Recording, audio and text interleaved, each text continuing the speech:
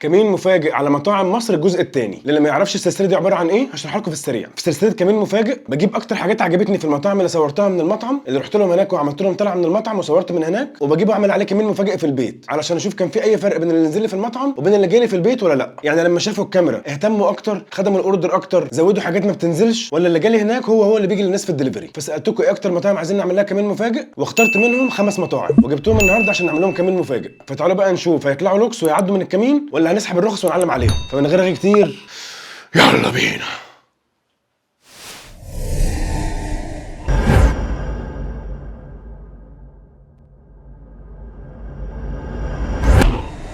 يلا بينا. نبدا باول واحد على طول، ومن اكتر المطاعم اللي عليها جدل في مصر، ومن اكتر الطلعات اللي طلعتها وكان جاي لي فيها كومنتات سلبيه ان لا بقول لك ايه انت متظبط قوي عشان في كاميرا. بهيج عامل كفرات زي حجوجه، الكفرات اللي هي بتبقى كيس كده وجواها الحاجه. طلبت منهم اكتر حاجات عجبتني في الطلعه بتاعتهم: صينيه الشخرمون طخف الترللي، وصينيه بهيج ملك الفسفور العجيب، وسندوتش جمبري فاهيتا بلدي، وطماطم متبله. ادي الصينيه وادي الصينيه الثانيه. وده ايه ده؟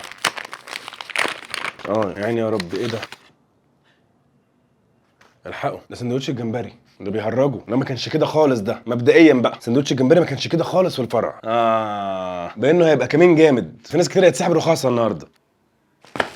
نبدا بصينيه بهيج ملك الفسفور العجيب، ودي بتبقى سمكه بوري زيت وليمون ومعاها 100 جرام جمبري، وبينزل معاها رز صياديه وعيش وسلطه خضراء وطحينه و2 شوربه جمبري حمراء.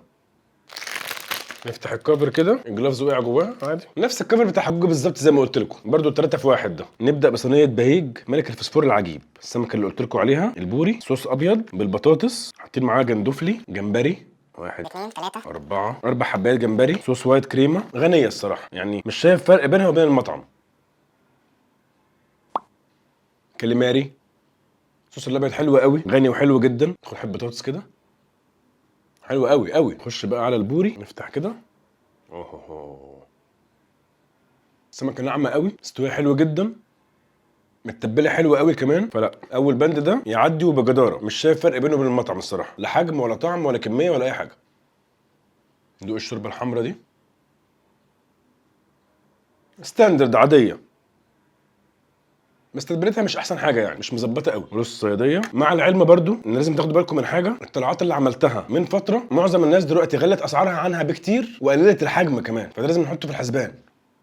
حط حته سمك على رز صياديه، وجبه حلوه قوي الصراحه. شويه سلطه خضراء على الرز برضو، قلب كده، شويه طحينه، رز صياديه حلو قوي كمان قوي، مظبوط حلو قوي. وزي ما قلت لكم الوجبه الاولى دي تعدي بجداره. ندوق الجمبري اللي جاي معاها ده، امسك كده.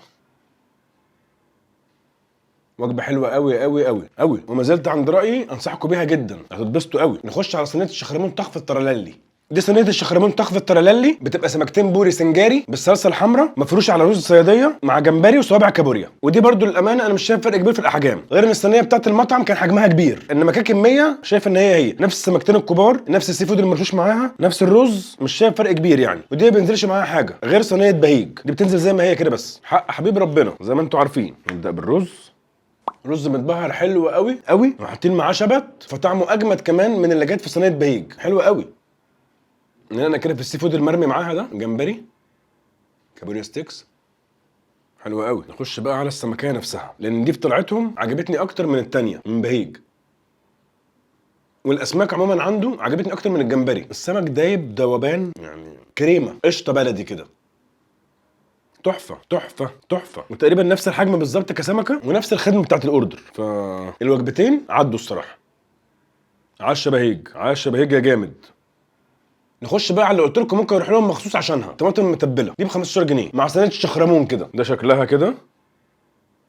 خش على الطماطم المخلله. لا مش هي دي خالص خالص، يعني انا مستغرب شكلها، بس قلت يمكن الطعم هو. لا مش هي خالص، دي الطماطم بتاعت السلطه الخضراء العاديه.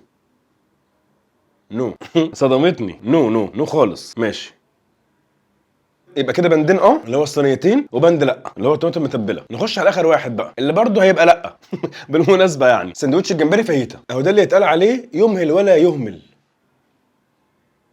الجدير بالذكر بقى ان من مساخر القدر، انا وانا بطلع ده افتكرته مخلل مثلا ولا ترشي ولا اي حاجه، اتاري ده سندوتش الجمبري. ده حجما مفيش مقارنه خالص بينه وبين التاني. خالص. طعما بقى ايه الاخبار؟ يعني انا انزل لك حاجه تانية خالص. ولو تاخدوا بالكم انا شكيت في السندوتشات لما نزلت، لان السندوتشات كانت مليانه قوي، وسالتهم هو ده بينزل كده فعلا للناس بامانه؟ قال لي اه والله هو 60 جرام. بامانه الله بقى السندوتش بيطلع كده كده كده ولا عشان تصوير؟ بامانه بيطلع مليان كده؟ انا اللي بعمل السندوتشات. هو ها؟ بالجرام. ماشي، لو طلع غير كده الناس هتاكلكم.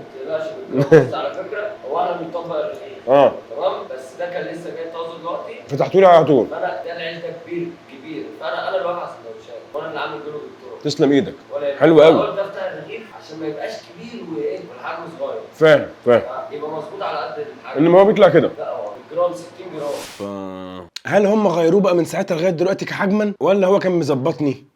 النتيجه النهائيه ان مش هو خالص كحجم. بس اللي يشفع له بقى انه كطعم نفس الحلاوه بالظبط. ساندوتش حلو وطعمه مكيفه، الخضار الفاهيتا مع تسويه الجمبري فاهيتا في العيش البلدي عامله ميكس تحفه مع بعضه، حلو قوي قوي قوي قوي قوي. بس حجم على الله حكايته. يبقى كده بهيك في كمان النهارده عدى في صنفين وسحبنا الرخص في صنفين. نخش على اللي بعده بقى. واحد من اعلام مطاعم مصر، صبحي كابر، وواحده من اقدم الطلعات اللي عملتها في حياتي. قديم قوي بس كانت طالعه الصراحه. دي شنطه سلطات بس. واحد 4 طحينه و4 سلطه خضراء، اعتقد ده الاوردر كله. شنطه عيش تاني. لا مسك بالخير يا برنس، المطاعم دي مش تعوض. ما رضيتش اكتر يعني، جبت من عنده اكتر حاجات عجبتني في طلعتهم. مش هقول لكم جبت ايه، نبدا واحده واحده كده. دي شوربه الكوارع، وانا بحب اجيبها كده شوربه كوارع كامله، وبجيب جنبها فته ساده. دي الفته الساده،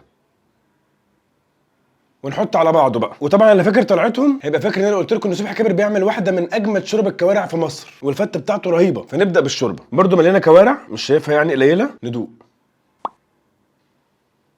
شوربه حوار. شوربه كوارع تقيله جدا، الشوربه نفسها دسمه وتقيله قوي، يعني بتاخد بق الشوربه كده تلاقي شفافك نزلت اون سبوت في نفس اللحظه، تقيله جدا. نتلغوص بقى حته كوارع كده، رهيبه وما زالت جامده جدا. معلقه فته بقى، بيعملها بالصلصه والثوم دوليه. نحط بقى شوربه الكوارع على الفته كده مع قطع كوارع. طبعا انا سخنتها مولعه مش عارف امسكها، فهطلع حته مخليه عشان ما تشلوحش. بس ايوه كده، حط هنا كده. خش. رهيبه.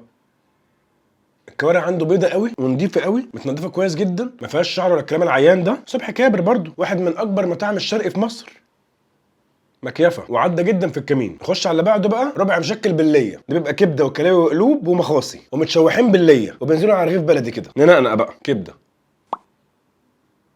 حلوه قوي والطريه مش جافه. فاكرين في طلعتهم قلت لكم ان هو بيعملها جامد قوي، بس يومها كانت ناشفه سنه، انما دلوقتي مظبوطه قوي، حلوه قوي. هو ده العادي بتاعه بقى. يومها ما كانتش قد كده. كلاوي ما اعتقدش فيها مخاصي، لا مخاصي وقطع مخاصي صغيره خالص اهو. ناخد بقى حته عيش اللي متسقسق ليا ده وناكل بيه. الراجل بتاع بطاطا اهو. يا لهوي، اول ما بتوصلوا للعيش بقى اضرب المتعه في 1000، لان طعم الليه وطعم الدسامه بتاعت كل الكلام ده نازل في العيش بقى، فحوار تاني خالص. جامد جدا ومن اكتر الاوردرات اللي بحبها عنده، وعدى جدا في الكمين برضو. نخش على اللي بعده بقى. الموزه، ده شكلها كده بتبقى فرده موزه بالعظم مشويه، وبينزل معاها رز بالشعريه وبطاطس محمره. نخش على الموزه بقى. اقفش. وهنا نفتح السلطه، نضطر نستخدمهم بقى. طحينه، حته موزه ناعمه نعوميه. انا بحب الموزه عند صبحي كبر قوي. بصوا طعم الشوي واضح فيها جدا، حته لحمه طريه وناعمه قوي، فظيعه. طحينه. ناخد الحته الطريه دي، حته الكريمه دي، نحطها رز بالشعريه. ايوه وهم جوه معلقه طحينه نلحقهم بيها. حلوه قوي قوي قوي، وما زالت اجمد موزه اكلتها في مصر كلها لحد اللحظه. يعني هو ما زال متربع على الموزه الصراحه، رهيبه. سلطه خضراء بقى، حط كده على الرز، قلب. يعني دي من الحاجات اللي مش عايز اخش على اللي بعدها الصراحه. طحينه، معلقه فيها كل حاجه بقى. بطاطس محمره، هو جايبها من الزيت عليك، يعني ما حطلهاش حتى شويه ملح، هي زي ما هي بالظبط. حط عليها اللي انت عايزه بقى. حطها في الطحينه كده. اوردر مكيفه، وللمره الثالثه عدى جدا في الكمين برضو. استنى نجرب العيش. اي تلكيكه وخلاص عشان نخش على اللي بعده. العيش البلدي الصغير قوي ده عشان بس يعني نديله حقه. حطيت موزه كده، شويه طحينه، سلطه خضراء. يا بيت هوب والله عدى لتالت مره. نخش على اخر حاجه بقى. المفروض في طلعتهم كان عندهم كنافه بالمانجا، لما طلبت دلوقتي قال لا عندنا كنافه بالقشطه، فنجرب بقى كنافه بالقشطه لان المانجا عندهم كانت جامده قوي وقلت لكم لازم تجربوها. فنشوف بقى القشطه بتقول ايه. ده شكلها كده بتبقى فورمه كنافه متقطعه 4/4. نخش على الكنافه بقى بايدي كده، انتوا عارفين يعني شعبي. نقطع كده كريمه في النص اهي. طعم السمنه البلدي فيها حوار، غرقانه سمنه بلدي. انت بتقطم من هنا اول طعم بيوصل لك قبل الكنافه طعم السمنه. تحفه، وما زلت ارشحها بقوه، يعني لازم نضربوها لما تخلصوا اكل. تحفه والله العظيم. صبحي كابر بيعمل كنافه اجمد من محلات حلوه كتير في مصر.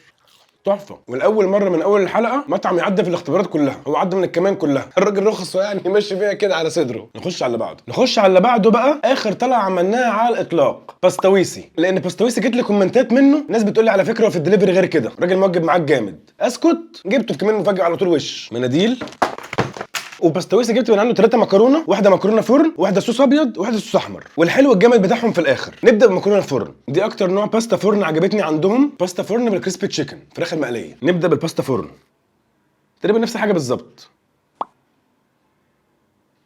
مكرونه بينا، جبنه موتزاريلا، الوايت صوص اللي مع جبنه الموتزاريلا. مش شايف اي فرق الصراحه، نفس الحلاوه، حلوه جدا، جامده قوي. مكرونه حلوه جدا، مستويه حلوه قوي. الوايت صوص بتاعها مظبوط جدا، غير الوايت صوص التانيين اللي ما عجبونيش قوي. كميه الجبنه الموتزاريلا برده حلوه ومليانه، عماله تشد اهي. قطع الفرايد تشيكن اللي فيها كتير، مش حتتين وقلب يعني، فلا قعدت في الكمين قوي. 10 باستويسي. نخش على الوايت صوص، ودي جبت منها البابريكا تشيكن لو تفتكروا، عجبتني قوي. ده شكلها كده. جبتها مكرونه فيتوتشيني مع الوايت صوص وصدر فرخه مشوي. هو الباك بس مختلف، يعني هناك كانت في الطاسه، هنا جايه في علبه تيك اواي.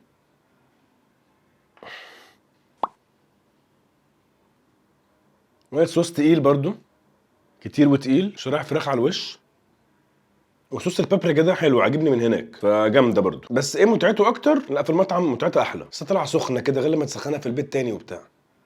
انما كمين مش شايف فرق برضو الصراحه، مش شايف فرق رهيب يعني. هو الباك بس مختلف، اللي هو اللي بتحط فيه الحاجه. هناك صينيه وهنا كرتون، انما نفس كل حاجه. صوص ثابت كتير جدا، مكرونه فيتوتشيني كتيره برضو. صدر الفرخه المتقطع على الوش هو نفسه، مش حاسس باختلاف يعني. تعدي برضو. نخش على اخر نوع بقى، الجمبري ريد صوص. ده شكلها كده، ودي طلبتها مكرونه حلزونه زي ما طلبتها هناك بالظبط. خش على الجمبري الصوص الاحمر، شايفين الدخان؟ حلوه قوي قوي برضو، بس حاسس ان الصوص الاحمر هناك كان اكتر من كده شويه، حاسه هنا قليل شويه. او يمكن عشان كانت هناك لسه طالعه على طول برضو، يعني هنا بعد برد سخنتها، فممكن ده ياثر على الصوص برضو شويه. فحلوه وكل حاجه، بس الصراحه عجبتني هناك اكتر. دي اخر حاجه من باستويسي، لقمه الاوريو. وفي فرق واضح بين هنا والمطعم، ان هناك كان منزل لي 2 صوص كراميل، هنا واحد بس. فهنشوف بقى الطعم بيقول ايه. نخش على لقمه الاوريو. سخنت اهي وبقت فله. لا دي ما تعديش في الكمين بشكل واضح، ويتسحب رخصهم دلوقتي حالا. قول لي ليه؟ سكر البودره اللي عليها اقل كتير من الطلعه، هناك كان اكتر كتير. صوص الكراميل واحد بس، هناك كان 2. حتى انا قلت لكم بينزل معاها 2 صوص كراميل زي ما موجود قدامي، ونزل معاها 2 كاب صوص كراميل. كطعم حلوه جدا ومفيش عليها اعتراض، لان هي مش هيغيروا حاجه في الدليفري يعني. بس كخدمه اوردر وتظبيط كده، لا هناك كانت مظبطه اكتر من كده بكتير. عشان كده عجبتني هناك اكتر بكتير الصراحه. فما زال حلوه، بس هتسحب رخصهم. نخش على بعضه. نخش بقى على واحد من اكتر الطلعات اللي كان عليها جدل، الفريب. لان الفريب زي ما شفتوا حلقتهم كده، انا رحت لهم هناك، هم هناك عرفوني، وجبت الاوردر كله من هناك، لانهم ما عندهمش صاله، ولانهم ساعتها ما كانش عندهم دليفري. دلوقتي فتحوا الدليفري، فده الوقت المثالي نعمل لهم كمان مفاجئ. جبت من عندهم 2 حادق و2 حلو. تعالوا نشوف. نبدا بكل البيبروني. بتبقى بيبروني كتير مع صوص البيتزا وجبنه موتزاريلا وصوص بيبروني. الصراحه انا مش شايف برده فرق في الشكل خالص، يعني ده عكس المتوقع بقى، لان من التعليقات اللي جات لي انا كنت متوقع ان هو هيخيشوا جامد. فهي متروسه بيبروني برده، مليانه يعني، الوش كله بيبروني. نخش في الطعم. حلو قوي، كميه بيبروني كتيره جدا. وعلشان كده انا طلبت بيبروني تحديدا، مش علشان بس عجبتني، علشان كانت متروسه بيبروني. فعايز اشوف لما اطلبها بقى من غير ما يعرفوني هتبقى ايه الدنيا، واحدتين 3 ولا برده متروسه. لا متروسه بيبروني الصراحه. كميه الجبنه اللي فيها كويسه جدا. الصوص ممكن يكون اقل شويه، الصوص بس ممكن يكون اقل شويه من المره اللي فاتت، انما كل حاجه تانية زي ما هي الصراحه. وطعمها حلو جدا، وانصحكم جدا جدا بيها برده، فتعدي جدا في الكمين. نخش على اللي بعدها بقى، واللي كانت متروسه برده، اسطوره الجبن. ده شكلها كده، انا شايفها متروسه جبنه برده. نخش ونشوف. بصوا كده، لا مليانه الصراحه، مليانه يعني. بل بالعكس بقى، دي فيها كميه جبنه شيدر اكتر من اللي جت لي المره اللي فاتت. ما اعرفش هم عدلوها يعني، زودوا فيها الشيدر على المره اللي فاتت، ولا ده كان حظ بقى مرتين. بس بجد تحفه برده، تحفه.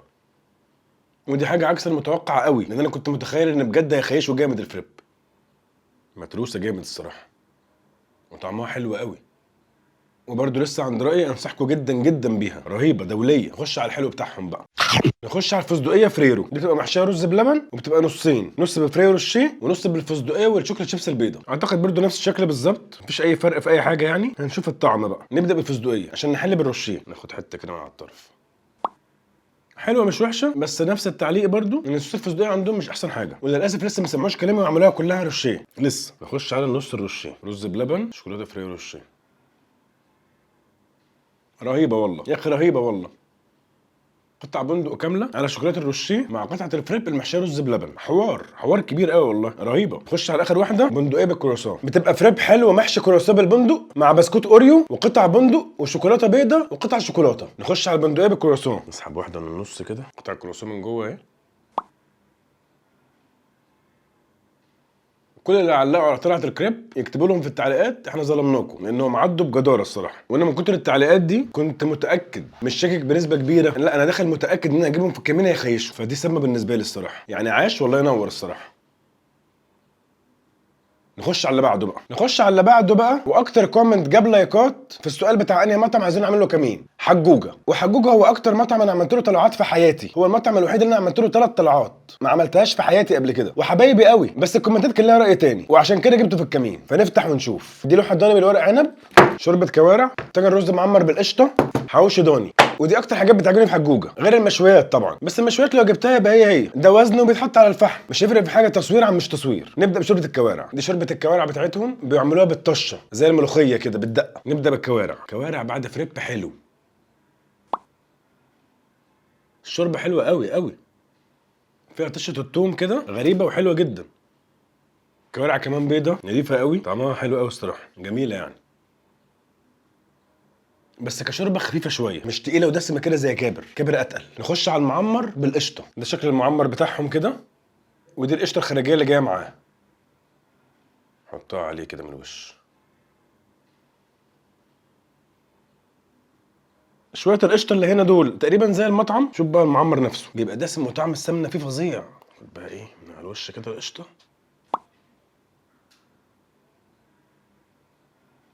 مليان برضو، طاجن مليان لحد اخر طروفه يعني، هو معدي الطرف اصلا، مليان جامد على عينه يعني. طعم الرز حلو جدا، دسم جدا، طعم السمنه فيه واضح جدا، مع شويه القشطه دول بقى بوم.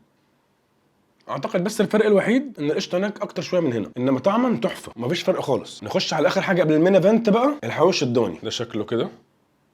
لو تفتكروا في طلعتهم هم عندهم نوعين حواوشي، الحواوشي العادي وده كان نص لبه، والحواوشي الضاني ده رغيف حواوشي زي ما قال الكتاب، مليان لحمه متبله كويس جدا، نحط معاها بصل وفلفل اخضر، العيش مستوي حلو قوي ومقرمش كويس قوي، فرغيف حواوشي حلو قوي وهو نفسه. نخش على اخر حاجه طلعت النهارده بقى، والمين ايفنت، لوحه ضاني بورق العنب اللي فتحها لي اسلام سلامه في احتفاليه ال 200,000 واكن ببقي دي، اللي كانوا لسه عاملين منه جديد. اوه لا لا لا، اوه لا لا لا. دي اللي ما يعرفش بتبقى كتف ضاني مع الورق العنب اللي متساوي معاها، فكل ده سمه الكتف ده بتنزل على ورق العنب. بص بقى لا سحر ولا شعوذه، تمسك كده ما عملناش اي حاجه، طلع العظمه على جنب كده. بصوا بقى حته اللحمه، حجوها جامدين قوي يا جماعه، انا مش كلش في مطعم اي كلام والله. حته لحمه زبده بجد. بصوا هوريكم حاجه كده، هنمسك كده ونعمل كده زبده.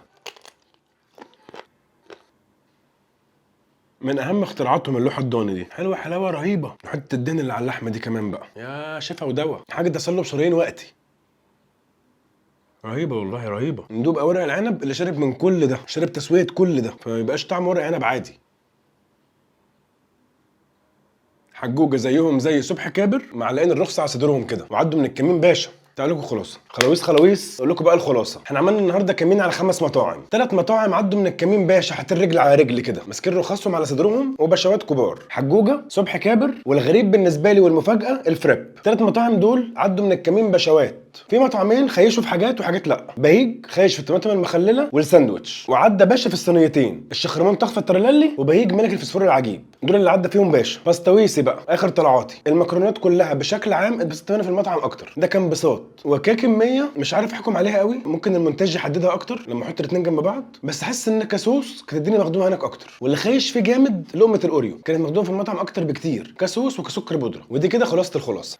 بس كده هي كانت طلعه الاسبوع ده. لو عجبتكم الطلعه ما تنسوش لايك القمر، ولو مش عاملين سبسكرايب لو سمحتوا اعملوا سبسكرايب وفعلوا الجرس عشان يجيلكم كل حاجه بنزلها اول باول. لحد الاسبوع الجاي ان شاء الله في اسبوع جديد وطلعه جديده. اشوفكم على خير، يلا سلام.